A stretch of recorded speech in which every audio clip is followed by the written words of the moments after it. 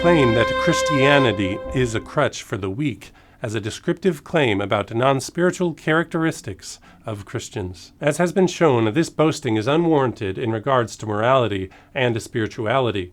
But let us suppose for a moment that it were about something else. We might imagine two men who by genetics and birth were simply very different physically, such that one was very weak physically and the other strong. If the strong one were to boast in his strength, criticize the weak man for his weakness, and scoff if the weak man used some machine to offset that weakness, what should our reaction be? The Apostle Paul's reaction would be to criticize the strong man for his pride in what he was given. Paul says, "Who makes you different from anyone else?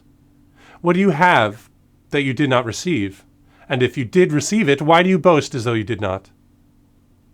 1 Corinthians 4:7. Paul's questions here strike down any basis for a haughty pride in what we have or do. If you are intelligent, God gave you that. He blessed you genetically such that you were not born with a mental handicap, and your parents likely provided you with an education to grow and to develop that intelligence. Are you strong or good-looking? God gave you the constitution or the genetics for that. Are you rich? He provided you with the capacities and opportunities to gain those riches, and the blessing of those riches not being wrested from you by some calamity while you built up your wealth, or you simply inherited your wealth. As I argued up to this point, we have no basis to boast in ourselves morally and spiritually.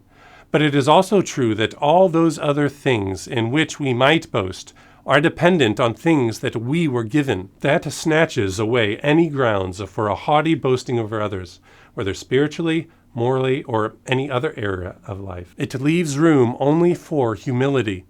So if the unbeliever is going to criticize the believer because of some non-moral and non-spiritual superiority, his boasting is unwarranted and rooted in a sinful pride. Thank you for listening. Credible Faith is a global missions-minded apologetics ministry with content available in 7 different languages across 7 websites: German, Russian, Italian, French, Spanish, Portuguese, and English. If you would like to support the global apologetics work of Credible Faith, go to crediblefaith.org and click on the donate icon. If you would like me to give an apologetics workshop or participate in a debate at your university, or if you would like me to give a Great Commission missions conference or apologetics conference at your church, get in touch with me through the Contact Us section of the Credible Faith website. You can also submit a request through the website to get Credible Faith's monthly email.